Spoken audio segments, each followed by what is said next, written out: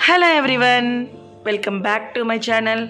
ఈరోజు మనము ఇంట్లోనే సింపుల్గా అండ్ టేస్టీగా పన్నీర్ ఫ్రైడ్ రైస్ని ట్రై చేద్దాం రండి. చాలా టేస్టీగా ఉంటుంది. ఇది పిల్లల లంచ్ బాక్స్లో కూడా క్విక్గా చేసేసుకోవచ్చు. అసలు దీని ప్రాసెస్ ఏంటో ఒకసారి చూసేద్దాం రండి. ముందుగా దీనికి కావాల్సినవన్నీ సన్నగా తరిగి పక్కన పెట్టుకోండి. నేను ఇక్కడ 200 grams ఆఫ్ పన్నీర్ తీసుకుంటున్నాను. ముందుగా స్టవ్ వెలిగించుకొని ప్యాన్ పెట్టుకొని 1 టేబుల్ స్పూన్ ఆయిల్ యాడ్ చేయండి. ఆయిల్ బాగా వేడవ్వాలండి. వేడైన తర్వాత ఇందులో కొంచెం సాల్ట్ వేసుకోండి. పన్నీర్కి సరిపడినంత సాల్ట్ వేసి సాల్ట్ని బాగా కరగనివ్వండి. కరిగిన తర్వాత మనం కట్ చేసి పెట్టుకున్న పన్నీర్ని దీనికి యాడ్ చేసేసేయండి. హై ఫ్లేమ్లోనే ఒక 2 minutes అలా ఫ్రై చేసేయండి. ఎక్కువసేపు ఫ్రై చేసినా కానీ పన్నీర్ హార్డ్ అయిపోతుంది.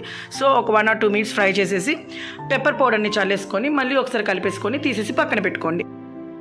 లైట్గా కొంచెం కలర్ చేంజ్ అవుతుంది. తర్వాత దీన్ని స్టవ్ ఆఫ్ చేసేసి పక్కన ఉంచండి. ఇప్పుడు స్టవ్ మీద మరొక ప్యాన్ పెట్టుకోండి. ఇందులో 2 tablespoons ఆయిల్ వేసి ఆయిల్ బాగా వేడవ్వనివ్వండి. ఆయిల్ వేడైన తర్వాత సన్నగా తరిగిన వెల్లుల్లి యాడ్ చేయండి. కలుపుతూ ఫ్రై చేయండి. వెల్లుల్లి ఫ్రై అయిన తర్వాత సన్నగా తరిగిన ఉల్లిపాయలు, ఒక 4 పచ్చిమిర్చి అవి కూడా స్లిట్ ఇచ్చేసి దీనికి యాడ్ చేసేసేయండి. బాగా కలుపుతూ ఫ్రై చేయండి. ఉల్లిపాయలు ఫ్రై అయిన తర్వాత ఇప్పుడు ఇందులో సన్నగా తరిగిన వెజిటేబుల్స్ యాడ్ చేసుకోవాలి. నేను ఇక్కడ బీన్స్ని, క్యారెట్ని తీసుకున్నాను. మీరు కావాలంటే క్యాబేజ్, కాలీఫ్లవర్, స్వీట్ కార్న్ ఇలా మీకు నచ్చిన వెజిటేబుల్స్ యాడ్ చేసుకోవచ్చు. ఈ ప్రాసెస్ అంతా హై ఫ్లేమ్లోనే చేయాలండి. ఇలా కలుపుతూ ఫ్రై చేసుకోవాలి.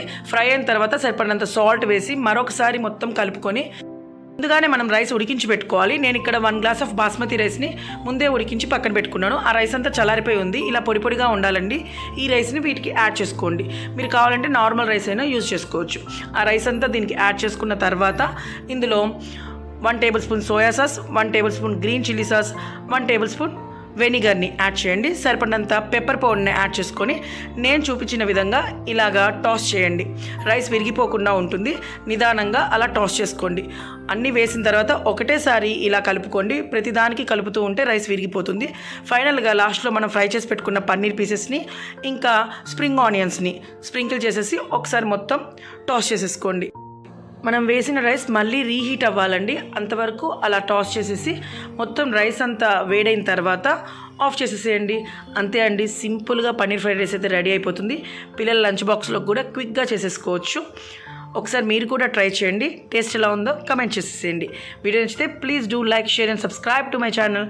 Thanks for the watching. Thank you.